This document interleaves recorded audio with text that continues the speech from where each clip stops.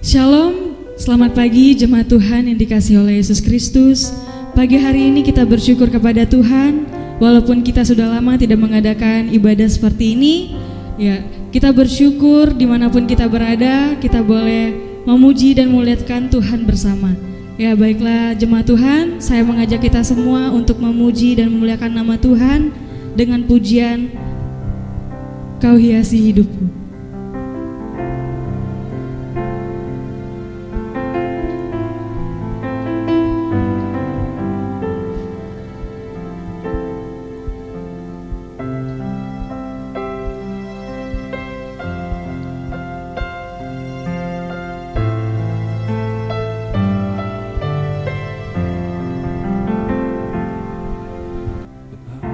Hiasi kehidupanku dengan kemurahan-Mu.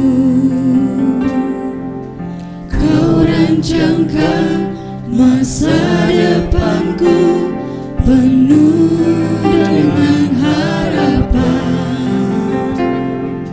Aku ada saat ini. Aku ada saat ini. Semuanya karena kasih-Mu. Aku hidup hari ini, semua berkat kemurahan-Mu. Terima kasih Yesus, Engkau sangat baik, teramat baik bagiku. Kita nyanyikan pujian ini sekali lagi.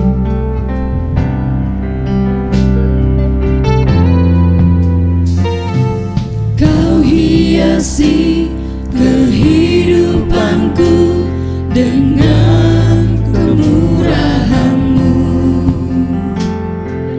Kau rancangkan masa depanku penuh dengan saat ini. Aku ada saat ini, semuanya karena kasih-Mu. Aku hidup hari ini, semua berkat kemurahan-Mu. Terima kasih Yesus, Engkau sangat baik, teramat baik bagiku. Aku ada saat ini, semuanya karena kasih-Mu. Aku hidup hari ini, semua berkat kemurahan-Mu. Terima kasih Yesus, Engkau sangat baik, teramat baik bagiku. Engkau sangat baik, teramat baik bagiku. Engkau sangat baik, teramat baik bagiku. Jemaat Tuhan, mari kita berdoa. Segala puji dan syukur kami naikkan kepadamu Bapa. Kami bersyukur kepadamu atas waktu yang indah ini ya Bapa, kami pakai untuk beribadah. Kami bersyukur ya Bapa atas waktu ini. Ya Bapa, kiranya Engkau memberkati serta ibadah kami ini ya Bapa, dari awal, pertengahan hingga boleh berakhir dengan baik ya Bapa. Dan semoga ibadah ini ya Bapa menjadi berkat untuk kami ya Bapa. Terpujilah nama-Mu ya Bapa. Inilah doa kami kepadamu, di dalam nama Tuhan Yesus kami berdoa. Haleluya, amin. Ya jemaat Tuhan, kita masih memuji dan memuliakan nama Tuhan dengan pujian yang mengatakan api kemuliaan-Nya.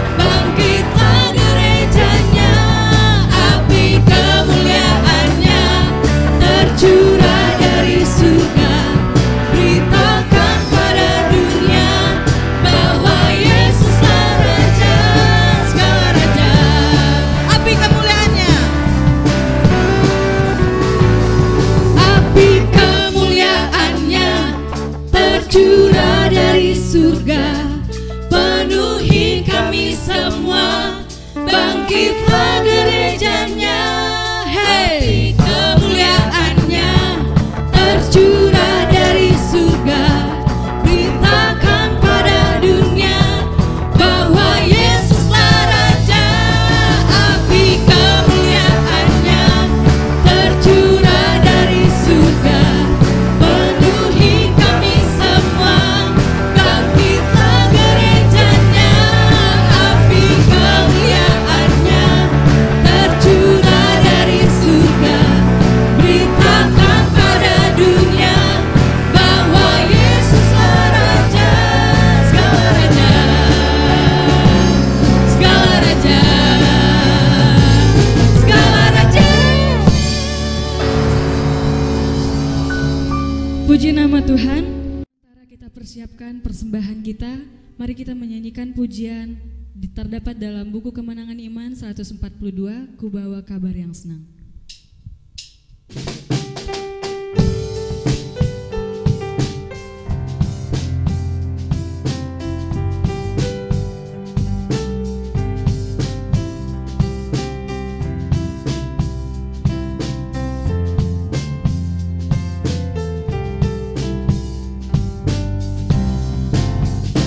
Datang dari jauh membawa kabar senang, dan barang siapa mau baik dengar dengan terang, yaitu Yesuslah membayar hutangmu, lengkapkan selamat sepenuh.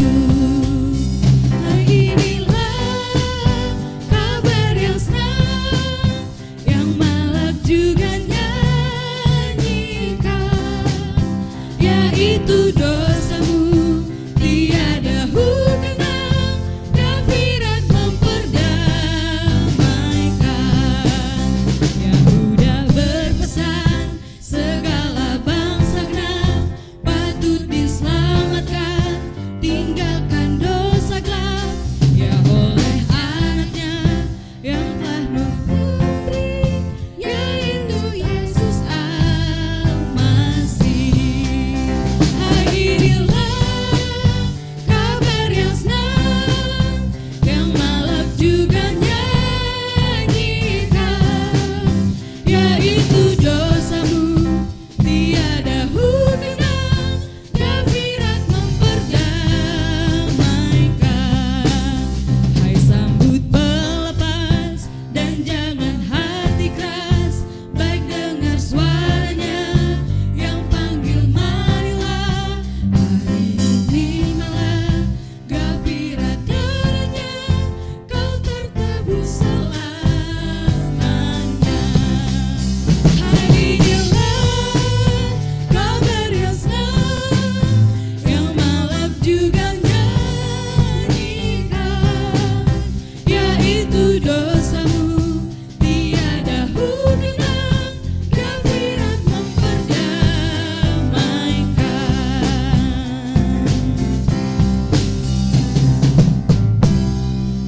Terpujilah Tuhan. Ya, berikut kita akan mendengarkan sabda dari firman Tuhan. Mari kita sama-sama menyiapkan hati dan pikiran kita. Saya mengajak kita semua untuk memuji Tuhan dengan pujian Roh-Mu yang hidup.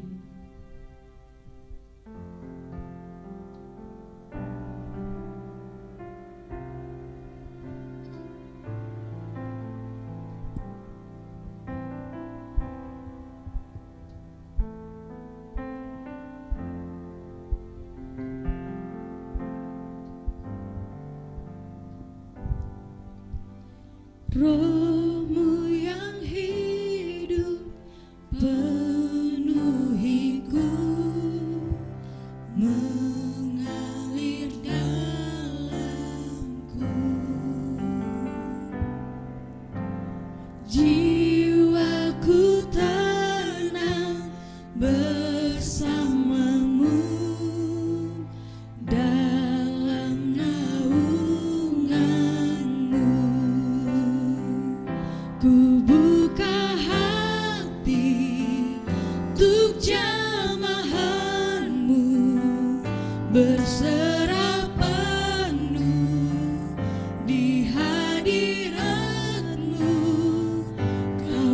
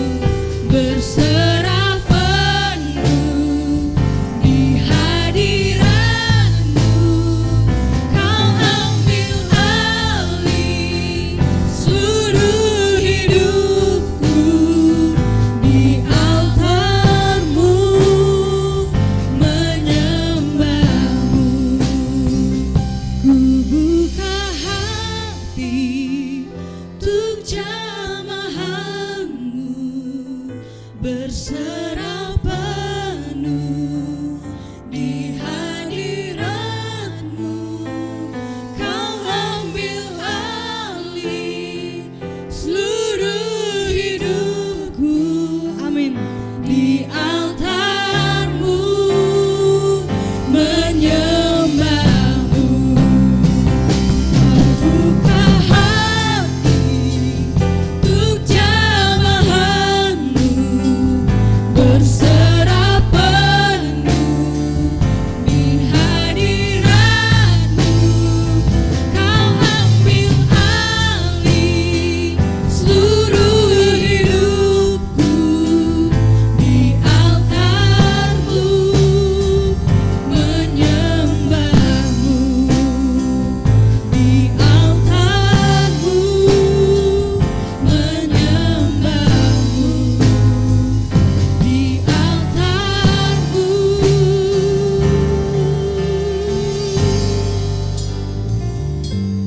menyembahmu.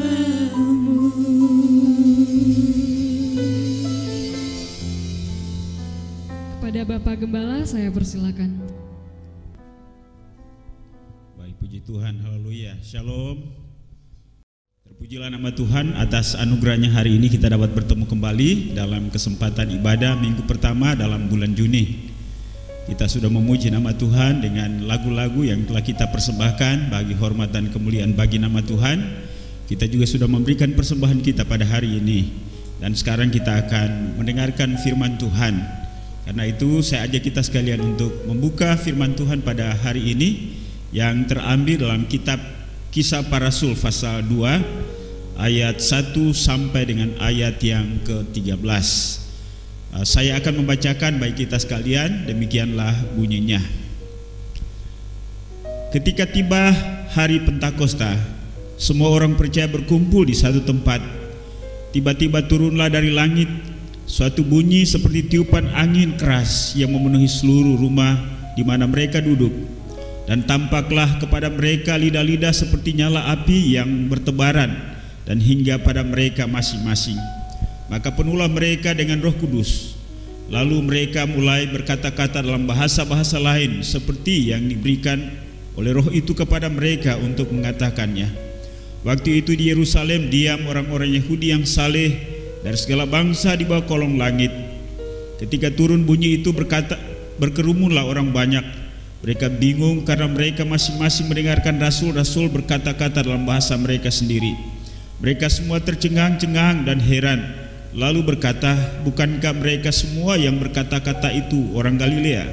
Bagaimana mungkin kita masing-masing mendengar mereka berkata-kata dalam bahasa kita sendiri, yaitu bahasa yang kita pakai di negeri asal kita.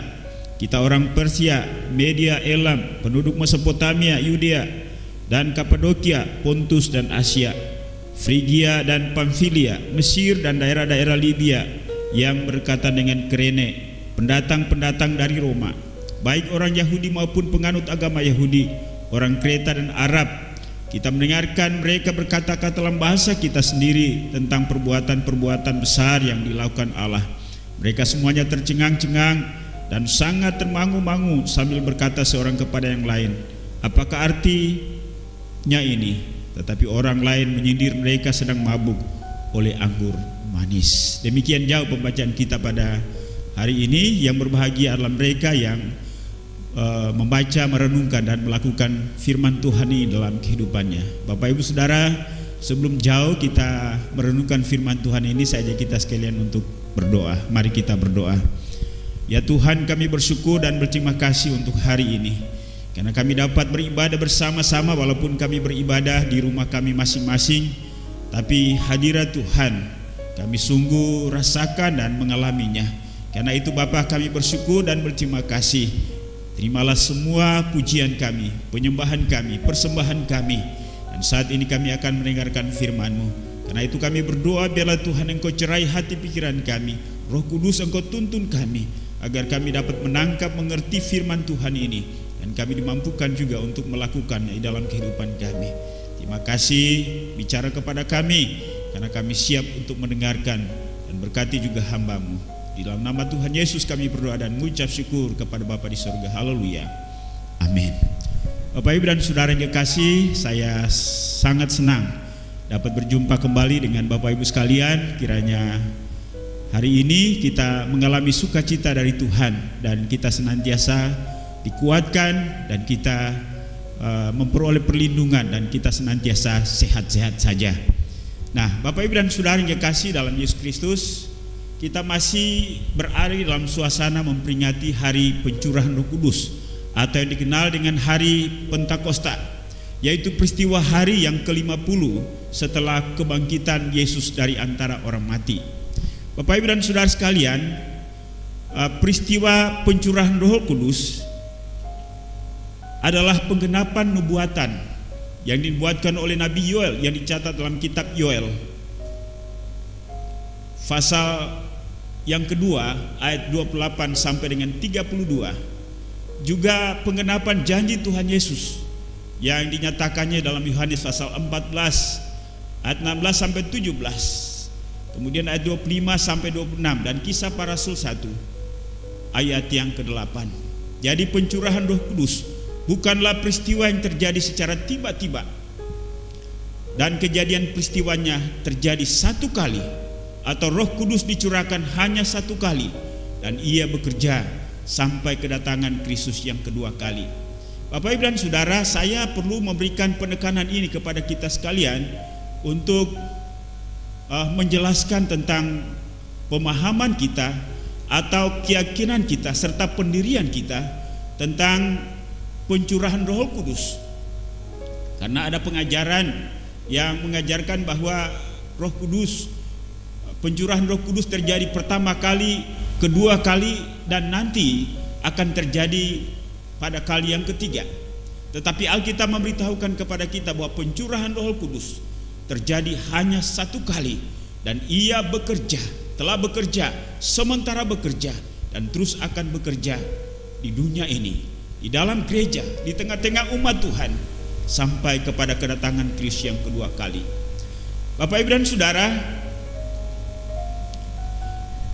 mari kita perhatikan bacaan kita tadi, bahwa Alkitab berkata ketika mereka sementara berkumpul, maka tiba-tiba turunlah dari langit suatu bunyi seperti tiupan angin keras yang memenuhi seluruh rumah di mana mereka duduk.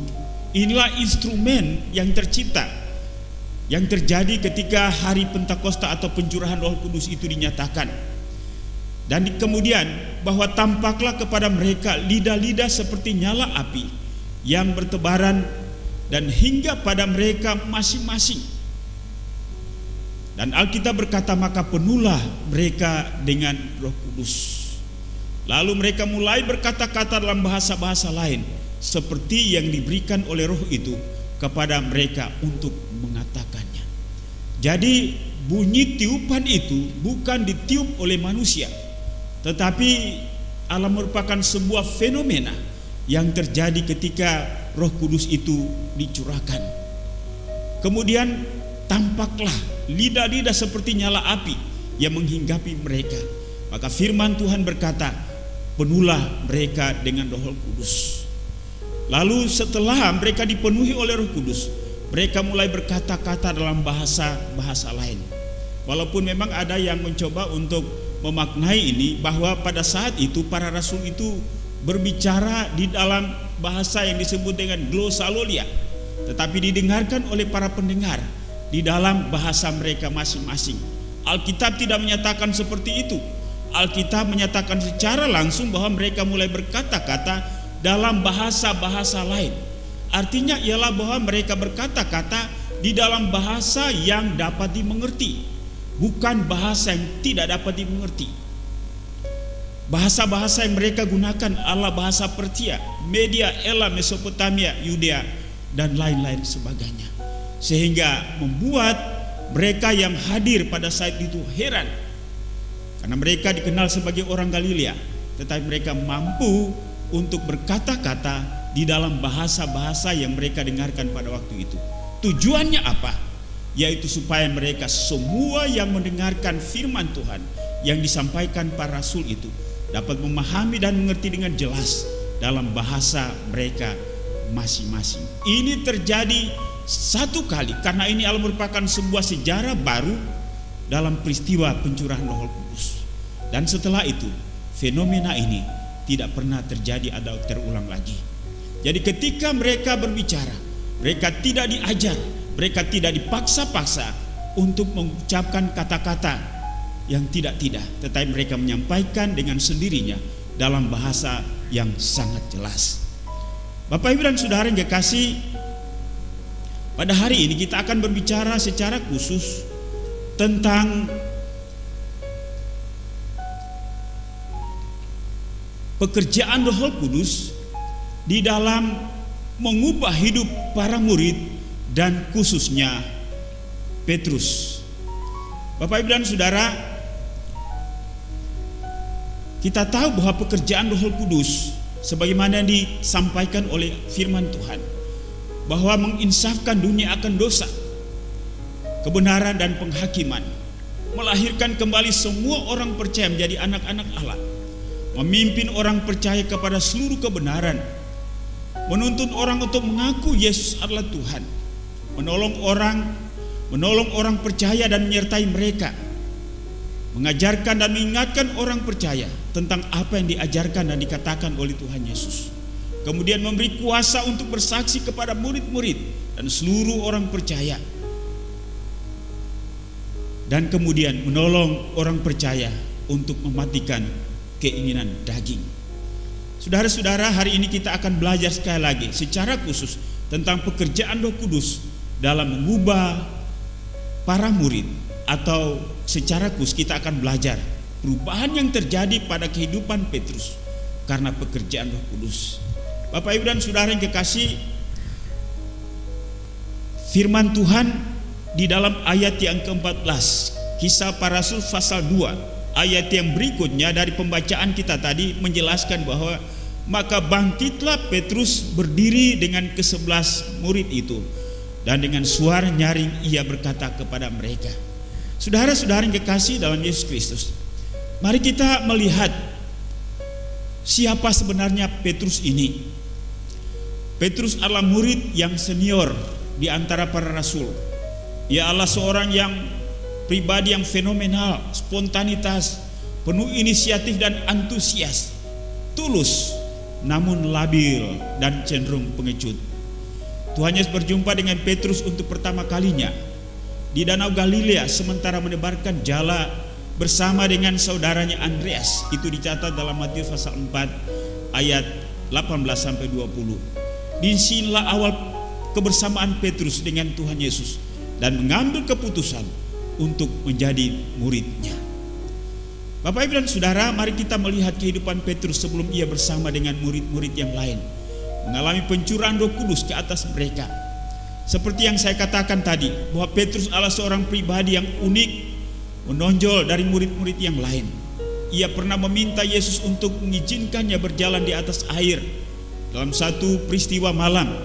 Namun pada akhirnya ketika Yesus mengizinkannya, ia mulai merasakan tiupan angin sakal, sehingga kecemasan dan ketakutan mulai menghantuinya, sehingga ia mulai tenggelam. Dan pada akhirnya ia berteriak kepada Tuhan, tolong. Ialah yang pertama menyatakan Yesus dengan tepat sebagai Mesias.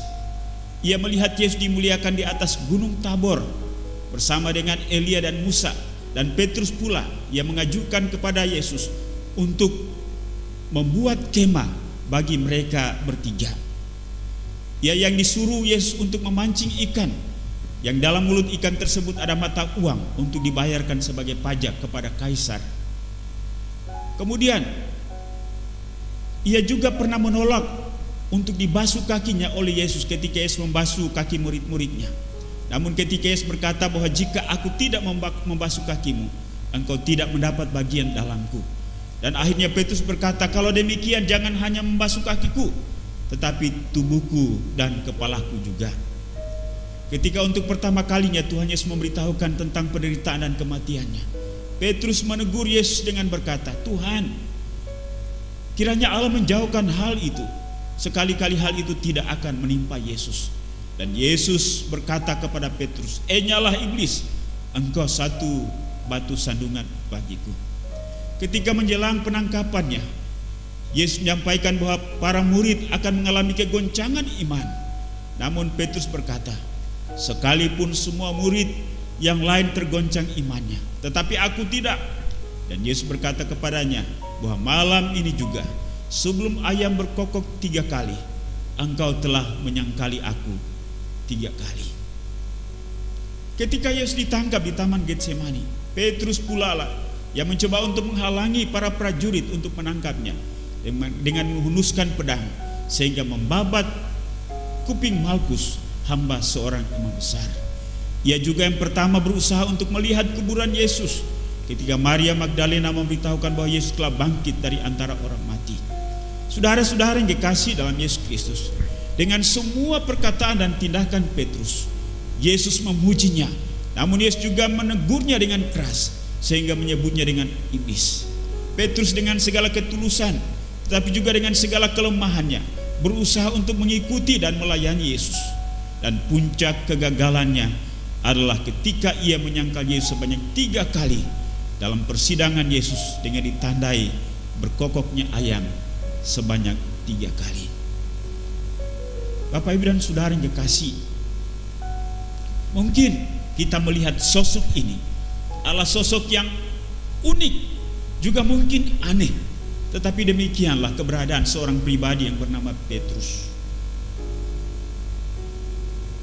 Tetapi tahukah bahwa sebenarnya sikap Petrus ini adalah mewakili kehidupan kita sebagai anak-anak Tuhan, sebagai murid-murid Tuhan, sebagai pengikut Yesus. Kita adalah pribadi-pribadi yang labil. Kita adalah pribadi-pribadi yang cenderung pengecut. Dan kita sering jatuh bangun dalam kelemahan kita. Kadang-kadang kita semangat, tapi ketika ada situasi tertentu yang kita hadapi, membuat kita tawar hati dan menjadi takut. Saudara yang kekasih dalam Yesus Kristus, apakah memang benar dalam sepanjang kehidupannya Petrus mengalami karakter dan sifat seperti ini?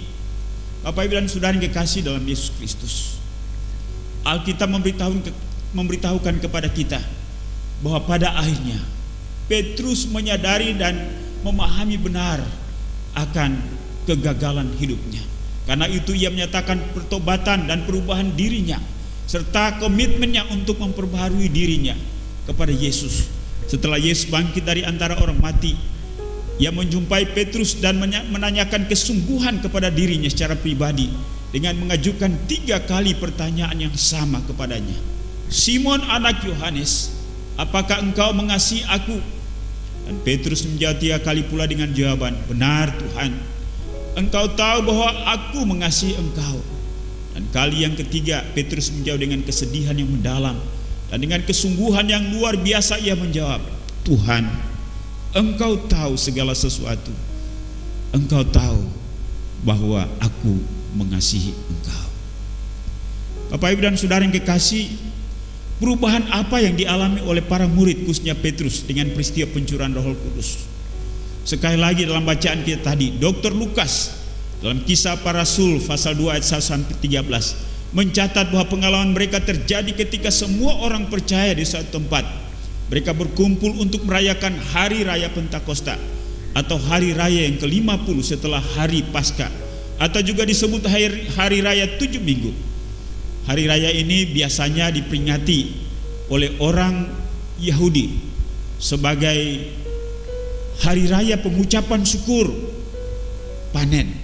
Di Indonesia jarang orang-orang Kristen melakukan hal ini. Yang saya pernah lihat adalah di Minahasa, yaitu ketika setiap tahun setelah panen mereka merayakan hari raya pengucapan syukur ini yang disebut dengan hari raya pengucapan. Saudara yang dikasihi dalam Yesus Kristus,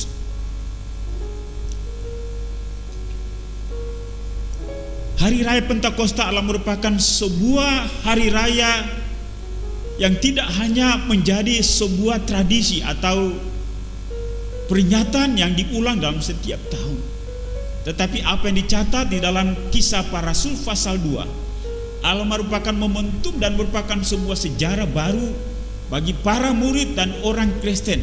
Karena itu adalah merupakan sebuah momentum awal bagi berdirinya gereja. Namun yang menjadi fokus atau pembelajaran kita hari ini adalah apa yang dialami oleh para murid, khususnya Petrus. Bapak Ibu dan Saudara yang kekasih, kalau kita melihat atau memperhatikan dalam bacaan kita tadi, dari ayat 1 sampai dengan ayat yang ke-40, Petrus dan ke-11 murid lainnya bangkit dan berdiri setelah mereka dipenuhi oleh Roh Kudus. Dengan suara nyaring mereka memberitakan pernyataan bahwa mereka tidaklah mabuk seperti yang disangkakan oleh beberapa orang pada saat itu. Berbeda dengan peristiwa ketika sebelum kebangkitan Yesus dan sebelum Roh Kudus turun. Petrus dan para murid kadang-kadang galau, kadang-kadang cemas, kadang-kadang mengalami ketidakberanian. Tetapi saat ini merupakan satu momentum yang menentukan bagi mereka, di mana Alkitab berkata bahwa mereka bangkit dengan keberanian yang luar biasa.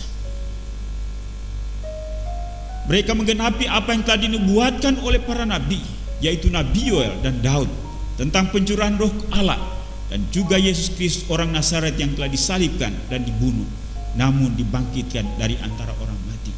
Itulah pernyataan Petrus bersama-sama dengan murid yang lain. Mereka menyatakan dengan lantang tentang Kristus, memberitahukan siapa sebenarnya Kristus. Dan kita lihat bahwa hasil dari khotbah Petrus dan murid-murid itu adalah banyak orang yang merespon. Mereka sangat terharu dan memberi diri dibaptis. Itu yang dilaporkan oleh Dr. Lukas dalam Kisah Para Rasul pasal 2 ayat 37. Dan mereka yang percaya itu menambahkan jumlah orang percaya yang baru, sehingga jumlah orang percaya pada saat itu menjadi 3.000 orang. Bapak Ibu dan Saudara, selanjutnya Petrus melayani dengan semangat. Petrus melayani dengan keberanian. Ia melakukan mujizat, menyembuhkan seorang lumpuh sejak lahirnya. Kisah Para Rasul pasal 3 ayat 1 sampai 10. Petrus dengan berani tampil berkhotbah di Serambi Salomo. Kemudian Petrus tampil dengan berani di hadapan mahkamah agama, membela perkara mereka dan menyampaikan khotbah yang begitu luar biasa. Sehingga firman Tuhan dalam Kisah Para Rasul pasal 4:13 berkata, ketika sidang itu melihat keberanian Petrus dan Yohanes dan mengetahui bahwa keduanya orang biasa yang tidak terpelajar, heranlah mereka dan mereka mengenal keduanya sebagai pengikut Yesus. Bapak Ibu dan Saudara, mereka tidak berhenti di situ saja, tetapi di dalam sepanjang umur hidup Petrus terus melayani dengan giat, melayani dengan semangat, melayani dengan penuh keberanian. Ia bahkan mempertaruhkan segalanya, termasuk nyawanya. Dan sejarah mencatat bahwa Petrus mau mati bagi Kristus. Ia mati digantung di salib, gantung terbalik, kakinya di atas, kepalanya di bawah. Dan ia dikenal sebagai rasul di antara orang-orang Yahudi. Kalau Paulus dikenal dengan rasul di antara orang-orang non-Yahudi. Bapak Ibu dan Saudara, perubahan apa yang terjadi dalam kehidupan Petrus dan murid-murid? Yang pertama ialah bahwa berani. Ia berani untuk tampil, ia berani untuk keluar, ia berani untuk menyuarakan tentang Yesus. Sekalipun ia berhadapan dengan banyak orang yang berseberangan dengan dia, sekalipun ia berhadapan dengan bahaya, tetapi keberanian yang ada dalam dirinya mampu untuk dapat mengatasi kecemasan, mampu untuk mengatasi ketakutan.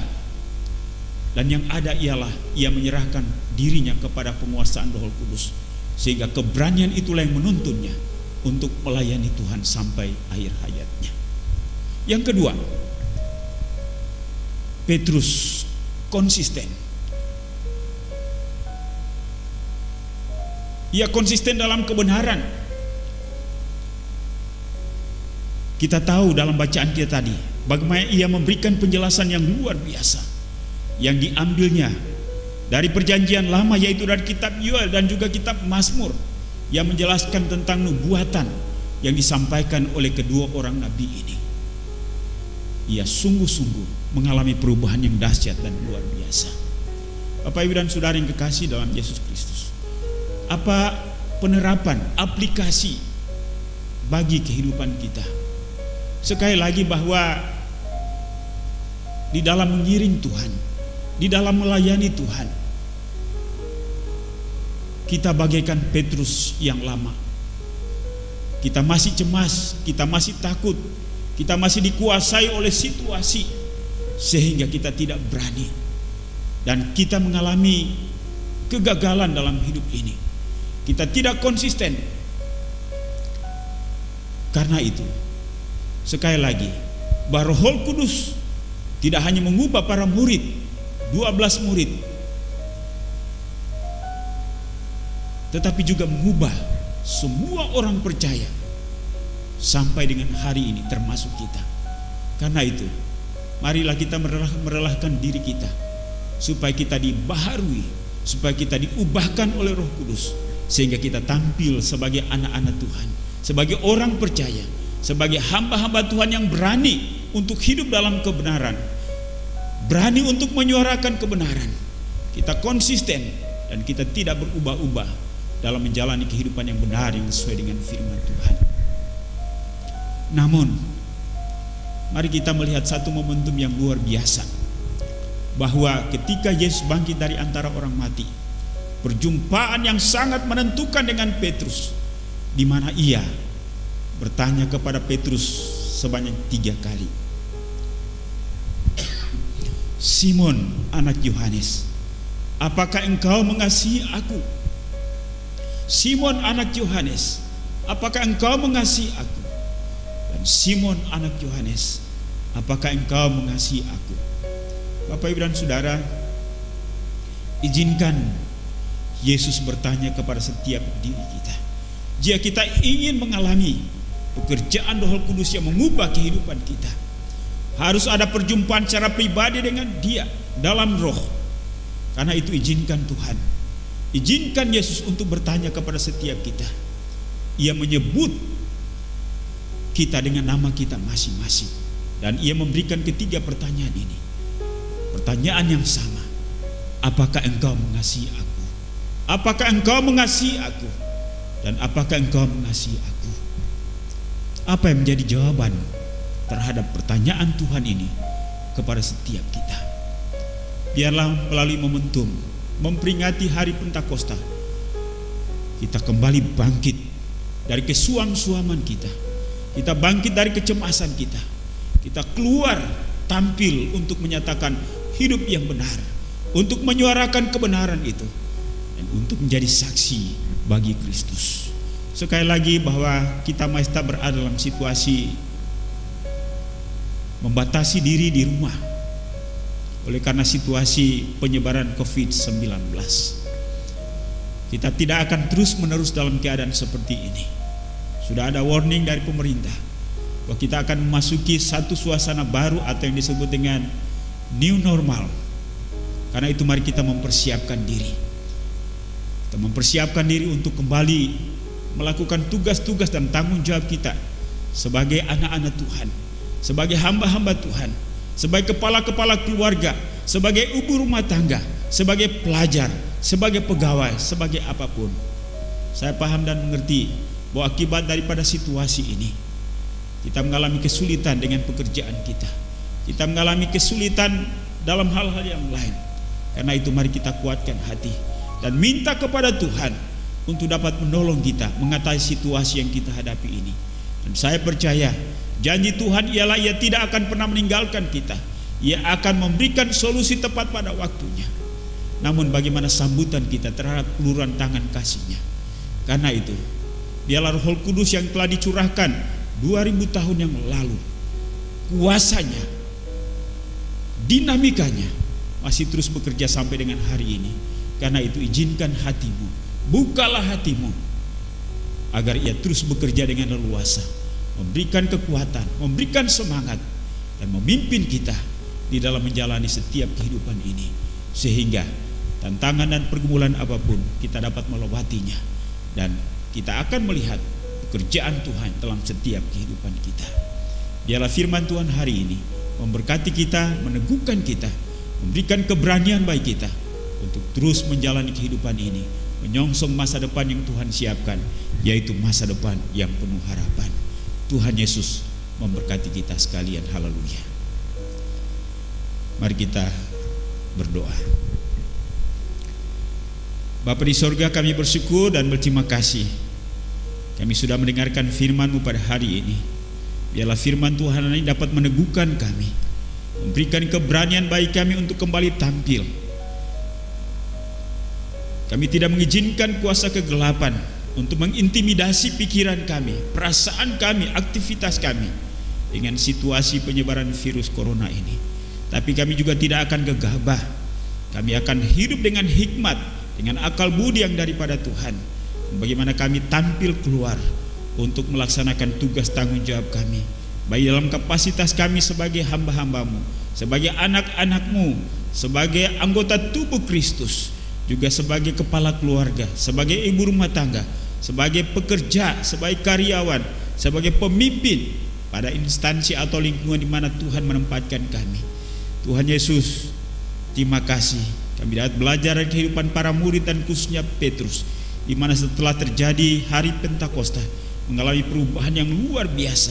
Yang tadinya Petrus adalah seorang pribadi yang labil dan cenderung pengecut, tapi ketika ia berjumpa secara pribadi dengan Kristus dan mengambil satu komitmen baru, dan apatah lagi setelah ia mengalami pencurahan Roh Kudus dalam kehidupannya, ia mengalami perubahan yang luar biasa. Ia maju sebagai pribadi yang kuat, pribadi yang tampil dengan luar biasa, menjadi saksi Kristus.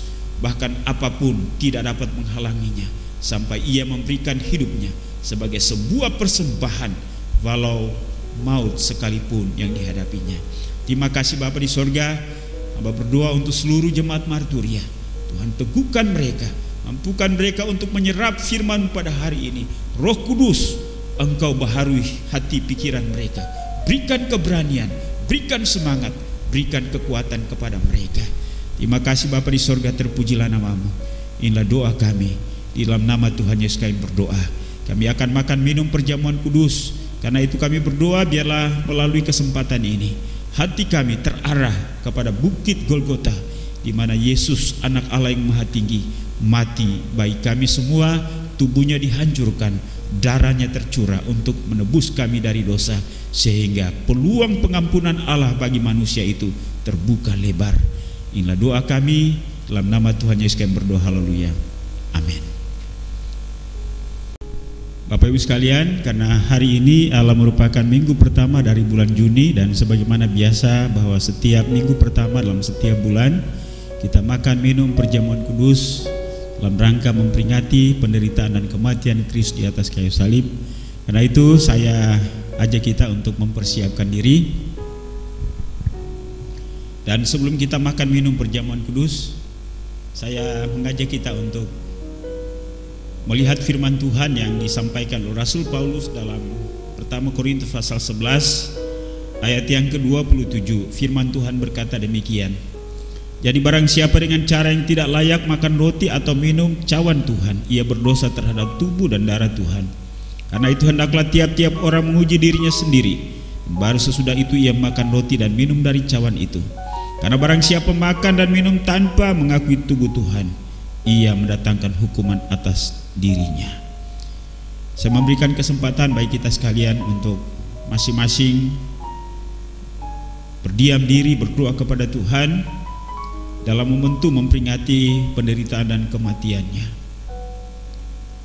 Kalau selama ini mungkin kita jatuh bangun dalam kelemahan kita, dan biarlah melalui kesempatan pada hari ini kita bangkit kembali dan mengambil komitmen baru bersama dengan Tuhan, sehingga ia dapat meneguhkan dan menguatkan kita, sehingga dalam perjalanan iman kita dikuatkan dan kita mengalami kemenangan demi kemenangan.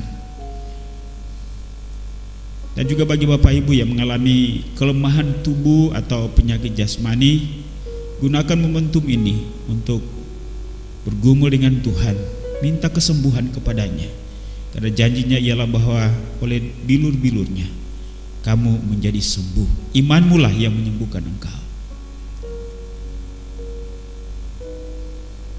Mari kita berdoa.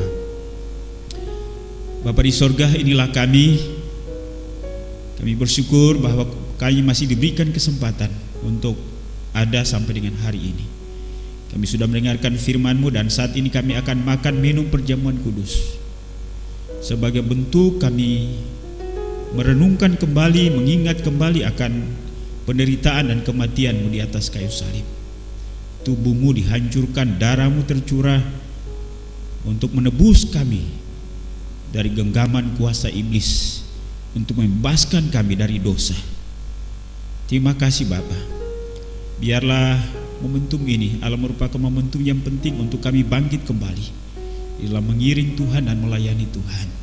Bahkan momentum ini juga menjadi momentum yang menentukan bagi kesembuhan anak-anak-Mu yang mengalami kelemahan tubuh dan penyakit jasmani.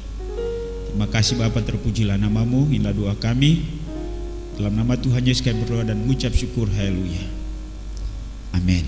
Mari kita angkat hosti atau roti yang ada di tangan kanan kita dan dengarkanlah firman Tuhan.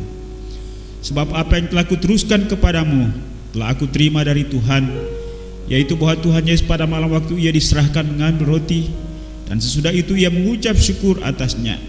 Ia memecah-mecahkannya dan berkata, inilah tubuhku yang diserahkan bagi kamu. Perbuatlah ini menjadi peringatan akan aku. Mari kita makan bersama-sama.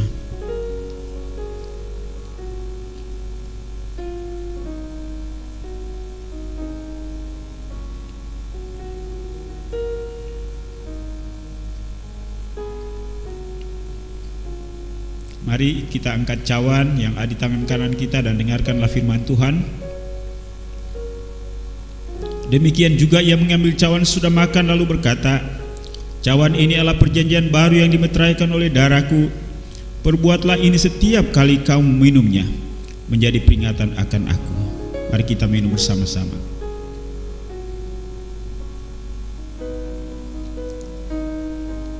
Sebab setiap kali kamu makan roti ini dan minum cawan ini, kamu memberitakan kematian Tuhan sampai ia datang. Mari kita bersyukur. Bapa, kami bersyukur kami dapat memperingati kembali akan peristiwa yang sangat luar biasa, peristiwa yang mengubah kami menjadi anak-anak-Mu, peristiwa yang mengubah kami menjadi ahli waris kerajaan Allah. Kami percaya bahwa melalui momentum ini kami diteguhkan kembali, bahkan kami disembuhkan dari penyakit, baik penyakit jasmani maupun penyakit rohani kami. Kami bangkit untuk hidup bagi Tuhan, melayani Tuhan. Inilah doa kami dalam nama Tuhan Yesus kami berdoa dan mengucap syukur. Haleluya. Amin. Jemaat yang kekasih, bersama-sama dengan seluruh orang kudus di muka bumi, kita akan menyatakan pengakuan iman kita, yaitu pengakuan iman Rasul. Mari kita menyatakannya bersama-sama. 1, 2, 3.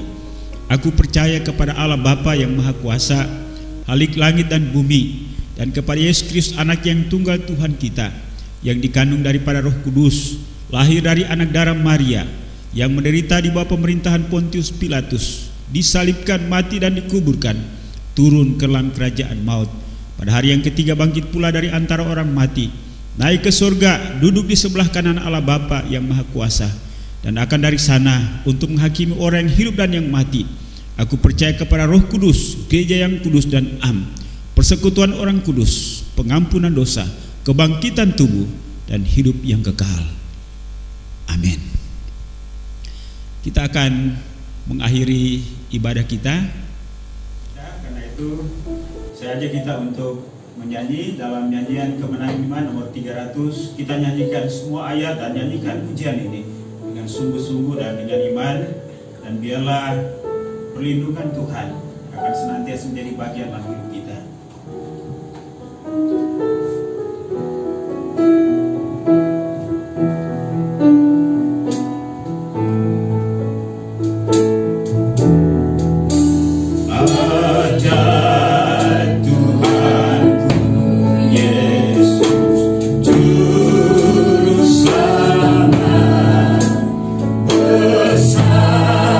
Kasihnya padaku.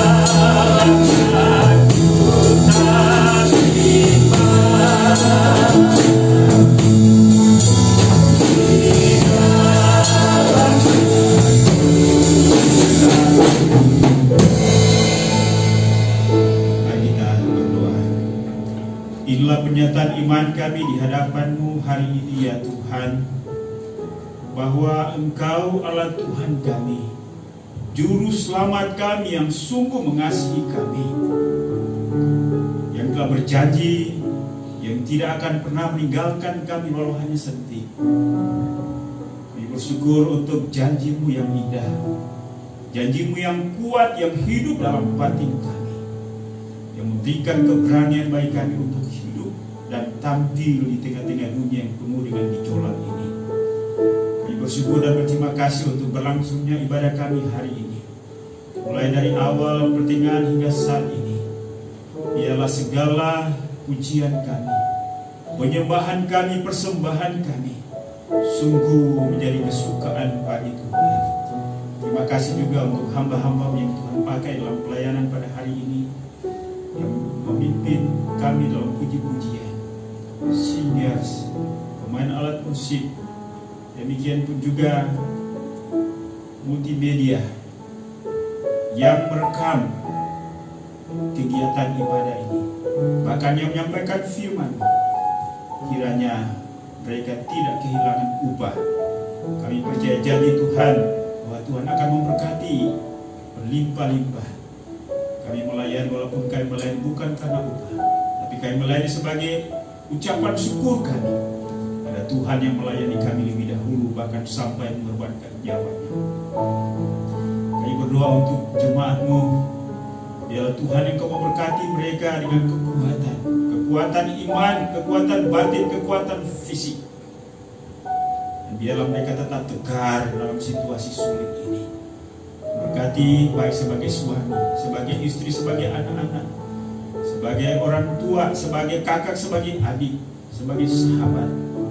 Mampukan kami untuk memberi kontribusi bagi penguatan anggota keluarga kami, bahkan sahabat kami. Kami berdoa biarlah cinta kasih kami terhadap Kristus semakin hari semakin bertambah. Walaupun di tengah-tengah situasi sulit, kami tidak akan mementingkan diri kami sendiri, tapi kami juga membagi kehidupan kami dengan setiap orang yang membutuhkannya. Kami akan mempersembahkan seluruh hidup kami menjadi persembahan yang hidup, yang kudus dan yang berkenan kepada Allah. Bapa di sorga, kami terus berdoa untuk kehidupan rumah tangga seluruh jemaat-Mu. Tuhan memberkati. Demikian pun juga usaha dan pekerjaan mereka yang mungkin akibat daripada penyebaran virus corona ini, pekerjaan mereka terganggu. Kami berdoa biarlah Tuhan yang Kau pulihkan. Kami tetap percaya janji firman. Situasi ini tidak akan menggoyahkan iman dan pengharapan kami kepada-Mu. Tapi Tuhan tolong kami supaya kami tetap berpaut pada janji firman. Terima kasih. Kami mau berdoa juga buat mereka yang mungkin mengalami kegelisahan, mengalami kecemasan, mengalami ketakutan. Tuhan Yesus, Engkau yang memiliki kehidupan dan mampu untuk mengatasi situasi dunia ini, sanggup untuk memberikan kekuatan, bahkan juga jalan keluar terhadap setiap situasi sulit yang kami hadapi, khususnya dalam masalah pekerjaan kami. Terima kasih. Kami juga mau berdoa buat mereka yang mengalami kesakitan setiap jasmani, kelemahan tubuh. Kami terus dukung hamba-Mu Acana Maruhawa, demikian pun juga Pak Oki, hamba-Mu Pak Ibau yang ada di Kalimantan Timur, Ibu Juwita, adiknya Pak Dharma Gunawan, demikian pun juga Bapak Ibu yang lainnya, walaupun kami tidak menyebut nama mereka satu persatu, tapi Tuhan Allah yang Maha Tahu dan mampu untuk dapat mengunjungi, melawat mereka di tempat mereka masing-masing. Karena itu Tuhan tolong dan hibur mereka, sembuhkan mereka di dalam nama-Mu Yesus. Terima kasih Bapa di sorga. Kami berdoa untuk anak-anak-Mu yang berulang tahun pada minggu ini. Anak kami Valdo, anak hamba-Mu Pak Bo dan Ibu Yani. Terima kasih untuk anak ini atas ketambahan usia setahun lagi. Berkati Valdo, biar dari kecil dia boleh dididik untuk mengenal dan takut akan Tuhan. Tuhan ajak dia terus mengalami pertumbuhan yang sempurna baik fisik, mental, IQ, rohani. Dia boleh bertumbuh menjadi anak yang mencari kebanggaan keluarga. Tuhan pakai dia untuk menjadi alat berkat dalam tangan-Mu. Demikian pun juga kami mau berdoa buat anak kami, adik kami. Tuhan Engkau memberkati. Biarlah Tuhan memberikan panjang umur, sehingga dengan demikian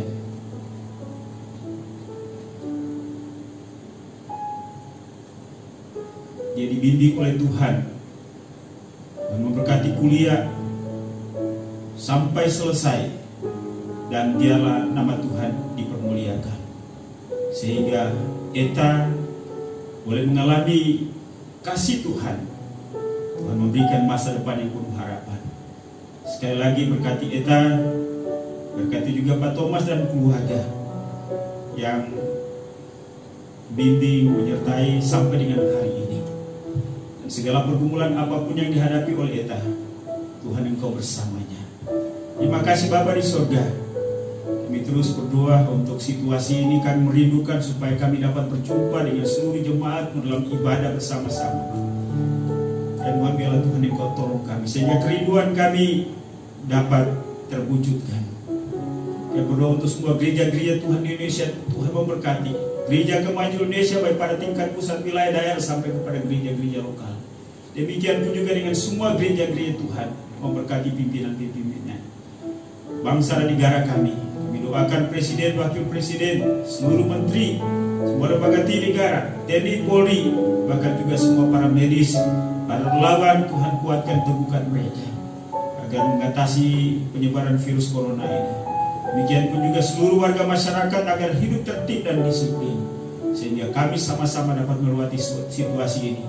Nama Tuhan dipuji dan dipermuliakan. Terima kasih Bapa di surga. Mengucap syukur juga untuk persembahan umat pada hari ini, baik itu persembahan kolektif, persembahan janji iman, persembahan syukur, persepuluhan. Dan Engkau membalas sesuai dengan janji firman-Mu. Dan seluruh jemaat Maturia tetap keberkatan setiap hari. Inilah doa kami sadar sungguh bahwa doa kami jauh dan sempurna. Karena itu kami percaya bahwa Roh Kudus penolong agung kami menyempurnakan dengan keluhan-keluhan yang tidak terucapkan kepada Bapa di surga. Hanya dalam nama Yesus Tuhan dan Juru Selamat kami sudah berdoa. Haleluya. Bapak Ibu dan Saudara yang kekasih dalam Yesus Kristus, kita akan menyelesaikan ibadah kita. Karena itu arahkanlah hatimu hanya kepadanya. Apa yang telah disampaikan kepadamu pada hari ini, terimalah itu, renungkan dan lakukanlah itu dalam kehidupanmu setiap hari. Dan biarlah kasih karunia daripada Allah Bapa, anugerah dan damai sejahtera dalam nama Tuhan Yesus, serta pimpinan penghiburan pertolongan Roh Kudus menyertai kita sekalian hari ini bahkan sampai selama-lamanya. Bapa, terima kasih.